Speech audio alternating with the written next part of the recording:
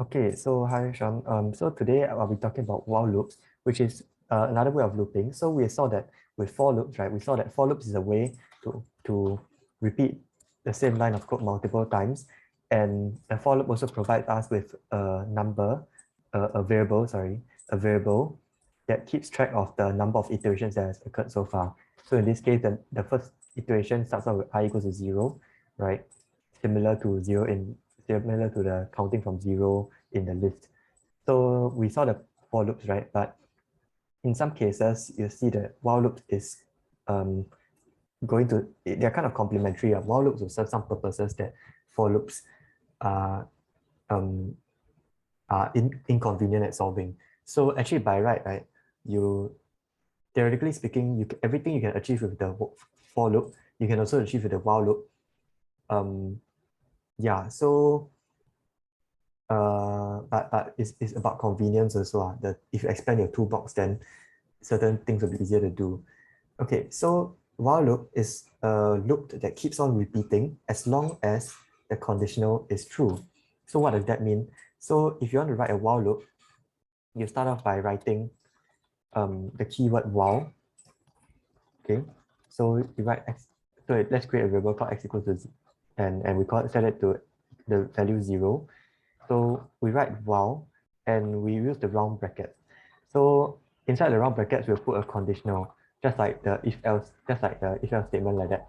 So in this case, let's put the conditional to x less than 5, right? And then just like for the for loop, you need to write a colon, right? The moment you write a colon, you press enter, you see once again the indentation has popped up, indicating that whatever code is inside here, inside with the indentation, right? Whatever code is the indentation, is part of the while loop. So in this case, lines 3 and 4 is part of the while loop. Okay, so far? Yeah. So what's the code inside the while loop? You'll print x, right? And then you'll increment x by 1.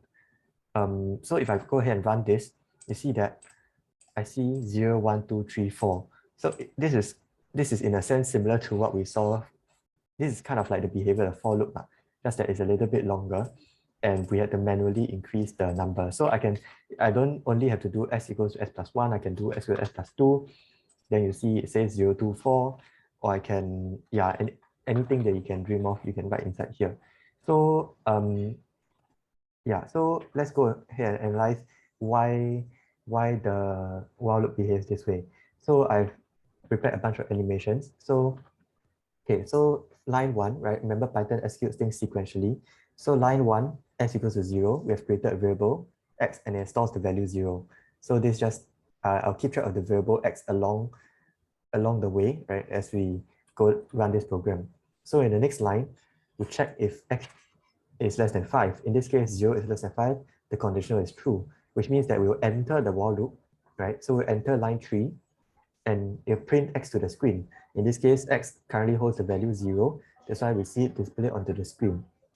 Then it will go line 4, because line 4 is also part of the while loop, right? So you'll set x equals to x plus 1. So you'll set x equals to the current value of x, which is 0, plus 1 equals to 1. So now the new value of x is 1, right? And the new value has replaced whatever previous value x had. So now x is equals to 1, and then we'll check, and then now we've hit the end of the while loop block, right? So we'll go back and check the conditional again, and is 1 less than 5? X is less than 5, right? Because x is 1, so it's true. So we'll go into the while loop again. So you'll print x, which is 1, then you increment x by 1, which gives you x equals to 2, and you check if 2 is less than 5, which is still true, right? And this continues. So you print x to the screen and so on. So is this part okay so far? The concept of repeatedly checking the conditional. Yeah. So yeah, so this will continue, right? Which is why we see x print from, which is why we see x print from 0, 1, 2, 3, 4, right? But something interesting behavior when we're at the x equals to 4 iteration. So over here, we printed x to the screen, right? So when I press next, right, we see that x equals to 4 plus 1, x equals to 5. So now when we go back and check the conditional, 5 is less than 5 is false. So we do not run the code inside the while loop anymore. So we stop the while loop. We stop running the code inside the while loop, and it goes on to whatever the rest of the program has. In this case, there's nothing there, so the program halts. Okay. Yeah. So can you understand why the output is 0, 1, 2, 3, 4? Yeah. So briefly speaking, we set x equals to 0, and we keep on printing it to the screen. And each time we print to the screen, we increment it by 1. And we keep on doing this until x is no longer less than 5. So that's how you would talk about the while loop to someone else. That's how you explain it to someone else. Okay. Then, so that was quite a lot of let's take a breather. Yeah, any questions at this point? Mhm. Okay, good. So I'm going to show you another example of a while loop, right? And this one is going to challenge your like conceptual thinking a little bit.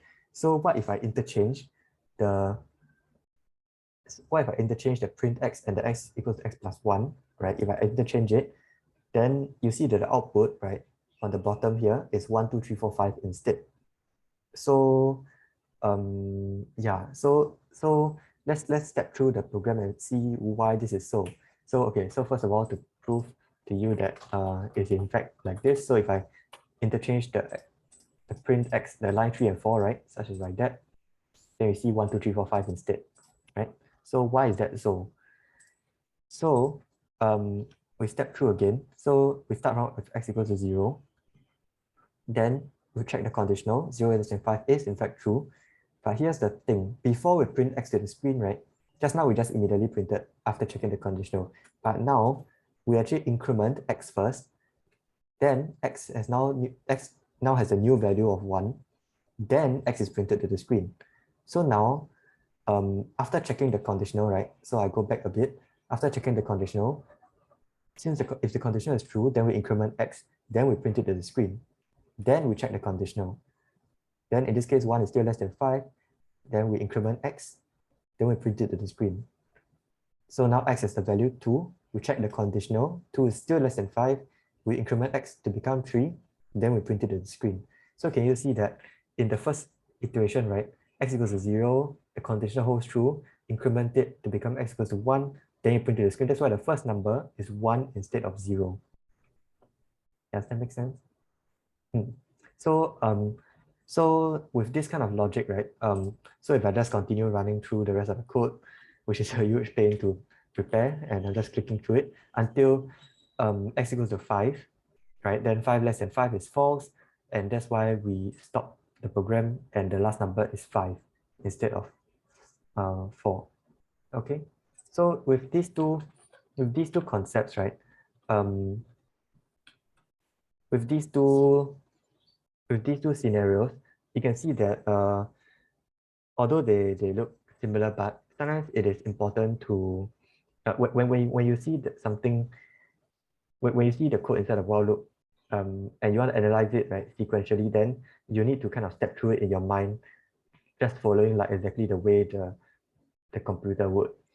And both of them, loosely speaking, is you have a variable x and you keep on printing out to the screen and increasing it until x is less than 5, but you can see the exact implementation, it matters in some, yeah. So this is something that might take some time to digest, but yeah.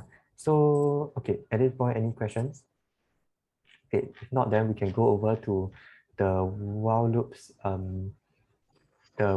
exercise. Wait, I'm not sure if I published it. I think I published it. Yeah, you can go over and see if it's there.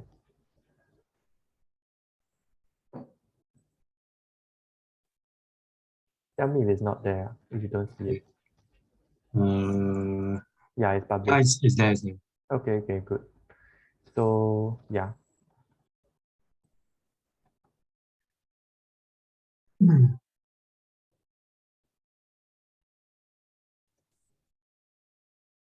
Okay.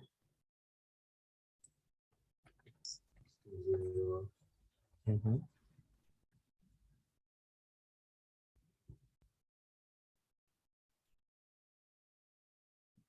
I'm missing the colon. Yep.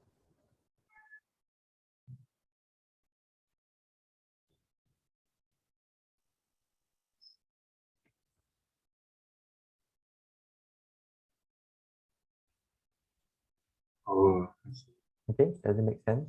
So now Yeah. perhaps you want to swap lines 3 and 4 to see for yourself what happens when Okay.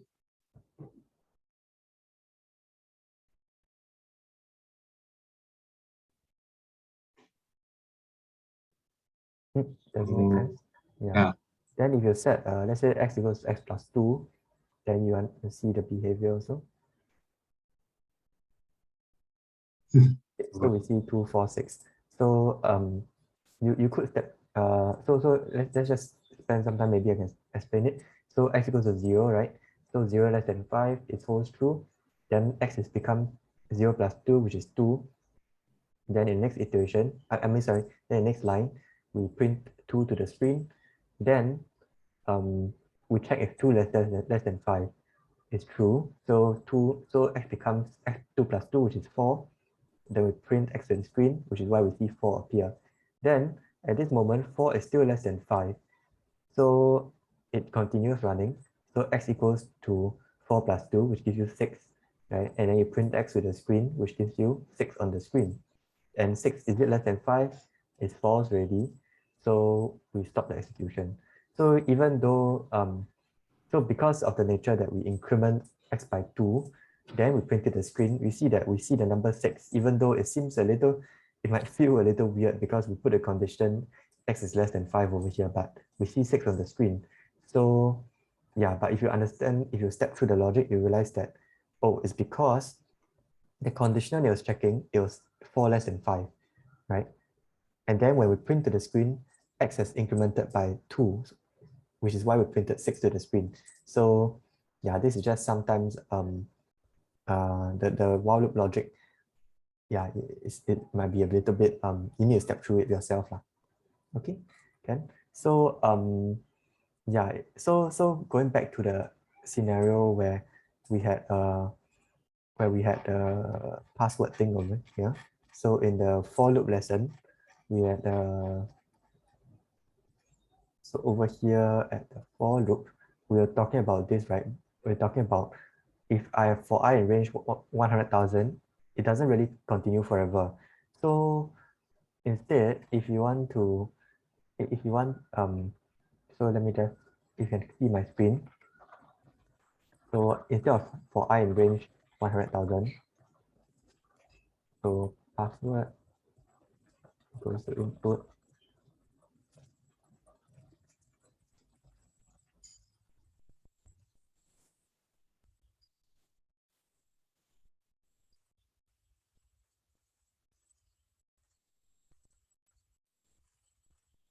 So instead of having this, where this code will only execute um this code only execute 10,000 times, I can I can replace this for loop, right, with a while loop.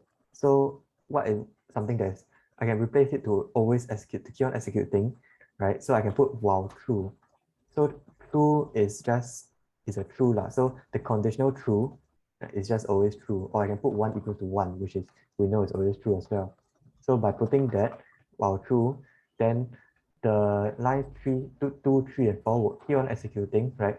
And the only way to break out of the while loop is through this break statement, right? And the only way for that to happen is when password equals secret. Make sense? Yeah.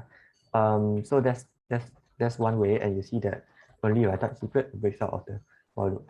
Or alternatively, what you might see in some like games or things is that they might do something like that. So you ask for the user for their password, and while the password is not equal to secret, right, then you can delete the break statements. So yeah, they can also do this, right? So we will run this. It will first ask the user for the password. That's line 1, right? Or maybe I can say try again over here to make it clearer. So if I press run, it says password, right? That's line 1. That's the output of line 1. So I need to type in etc. A B C D, and then now it enters the while loop. So is the password ABCD equals to secret? Is it not equal to secret? It's not equal to secret. It's true, right? So it enters the while loop and it tells me to try again. So I put D A E each one of these attempts, right, I set a new value to the password based on the user's input with the prompt try again. And as long as the password is not equal to secret, right, I'm stuck in this while loop until, right, I finally type secret. Then when I press enter, secret not equal to secret is false. Yeah, because I put a not equal sign over here. So when I press enter, then it exits the while loop, right? Because the condition no longer holds true, and then it goes to line 4. Does that make sense? Yeah, so this is just some things that you can yeah, so there once again there are multiple ways to do the same behavior. So multiple implementations. So yeah, so okay, we can stop the lessons for now. And in the next lesson, we'll talk about dictionaries. Okay.